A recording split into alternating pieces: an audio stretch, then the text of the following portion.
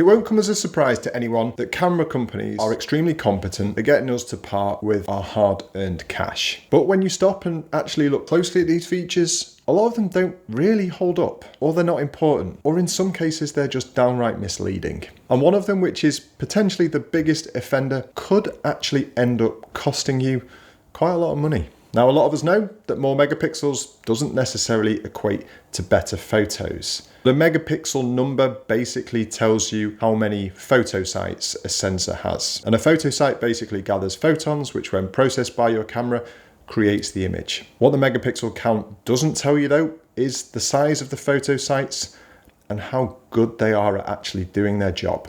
Think of it like this: a 48 megapixel full frame sensor and a 48 megapixel phone sensor have the exact same number of megapixels, but on very different size sensors. Now, a phone sensor is obviously a lot smaller than a full frame sensor. I'm going to come back to sensors as well because this really annoys me. The phone's entire sensor would actually fit into a full frame sensor about 12 times. So on a smaller sensor, you're cramming just as many photo sites into a smaller space than you would be on a full frame sensor, meaning those photo sites on a full frame sensor are a lot bigger. Because they're so much bigger and more capable, they have better signal to noise ratio, they've got cleaner shadows, they've got more dynamic range, and they've got better color depth. They also don't take quality of the glass in front of them into consideration in the slightest. If the sensor, no matter how many megapixels it has, sees life through a shit lens, then it doesn't really matter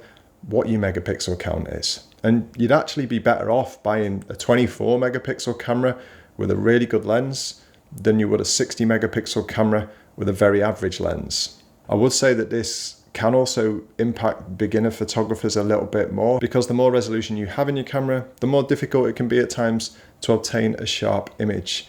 Misfocus, camera shake, things like that, they all become more apparent when you up the resolution. Now, I say all this because I've seen people genuinely upgrade their cameras because of a higher megapixel count, when the only thing that really matters in these terms is the quality and the readout of the sensor. On that point, modern sensors generally are better, which is why shadow recovery is better in newer cameras. But that's harder to quantify, I guess. And the people selling us these cameras know how much people are drawn in by higher numbers. Talking of higher numbers, let's talk about 1-inch sensors. If you take the term 1-inch sensor and consider what it actually means, you'll quickly realize that it is a whole load of crap.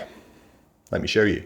I've been doing some more arts and crafts. When you actually look at the size of what they term a 1-inch sensor, it's 13.2 by 8.8 millimeters, which means the diagonal is actually 15.9 millimeters, which is 0.63 inches, not 1 inch. 63% of an inch in terms of area is actually quite a big difference, and it's a lot smaller than the term 1-inch sensor makes you think of. A sensor that is actually an inch on the diagonal is closer to an APS-C size sensor, like you can see.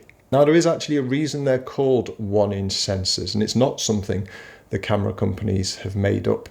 It's something that comes from TV broadcasting almost 100 years ago, and it refers to the outside diameter of the vacuum or Vidicon tubes used in early cameras. The light gathering capabilities that gave were about 2/3 of that 1 inch, which you can see now carries across to this. So, whilst the people selling us these 1-inch sensors aren't at fault for the terminology, they know the truth behind it and they know it's misleading. Most photographers know how big an APS-C or a full frame sensor is, so when you hear the term 1-inch sensor, your mind automatically conjures up an image of how big that would be, and it's miles off the truth. I mean, look at this on the landing page for the DJI Pocket 3. And then in certain cases, there's more confusion thrown in by sensors like a 1/1.3 inch sensor, which sounds bigger than a 1-inch sensor, but it's not. It's so unhelpful and confusing, and it's all bullshit, and that's exactly why they do it, to give us this promise of things actually seeming a lot better than they really are. Phones absolutely have a lot to answer for this. These are the sensor sizes on an iPhone 17 Pro, by the way. And how they're being marketed actually, I think, plays into how cameras are now marketed to us. It feels like an endless cycle of enforced obsolescence and unnecessary upgrading. And a lot of it is done to keep cameras ahead of phones that are ironically positioned to seem a lot better than they are. All of the tactics that are employed by camera companies are basically made to make us feel that the problems in our photography can be solved by better cameras. A lot of people believe that and get sucked into buying a new camera and nothing changes. There's also a lot of people that genuinely just like new tech and buy new cameras, and that's fine. But if you're thinking it's going to fix a problem, that's often not going to be the case. What I try and do on this channel is bring awareness to that and actually talk about things that help people to genuinely improve their photography. If that's something you like the sound of, I'd love to have you subscribed if you aren't already. The next couple might be more preferences, but I feel like there's definitely been a push in the last few years to try and make cameras smaller, more pocketable cameras, everyday carry cameras. The promise of being super portable, but having the capability of a much bigger camera. But if you want the features of a proper camera, then you have to buy a proper camera. There are really no two ways about it. I've been playing with the Ricoh GR4 for a couple of months now, and I am enjoying it, and I'm going to make a video all about my thoughts on this in the future, because it's not all enjoyment. Not only do you lose features by making cameras smaller, but you also lose feel, ergonomics, battery life, lens choice. All the marketing points to an amazing small camera, but I feel like you have to sacrifice quite a lot to get there. The GR4 is the best camera I've experienced in this tiny form factor, but I still feel like it's missing the thing that makes me feel most engaged in photography, the viewfinder. This one feels pretty obvious, but it's still pulling people in left, right, and center, particularly those interested in video production. In the sense that we consume video now, 8K video will never be widely adopted. Whether you're watching on a phone, a tablet, a laptop, there's no noticeable difference between 8K and 4K. Even on a 65-inch TV from 2 meters, there still really isn't a difference. I am, in the loosest possible terms, a professional photographer and video creator, and I do not care in the slightest about 8K. I don't really even care about 4K, and I've never paid for the 4K option for any of the streaming services I've bought. Then there's the space it takes up, the power that is needed to edit it, and it's not like storage or computers are getting much cheaper. People will argue that the reframing is a really strong point, and to be able to punch in and pull out a 4K image, yeah, I can see that. But I do that all the time with my 4K cameras and just lose a bit of resolution, and no one really cares. Unless you're doing really niche, high-level video production, it just doesn't matter, and it is just another feature with higher numbers designed to get more money out of us. Whenever I've mentioned these things before, there's always people that say that they are needed for wildlife or sports or birds. Now, I get that they're a nice feature, and maybe they improve hit rate. To me, they just feel totally unnecessary. Even if I did do those different types of photography, I still don't think it'd be necessary for what I want to do and the feeling I want to get from my photography. Like pre-capture, for example. I don't feel like I'd taken the photo. Taking a photo to me is pressing a shutter button.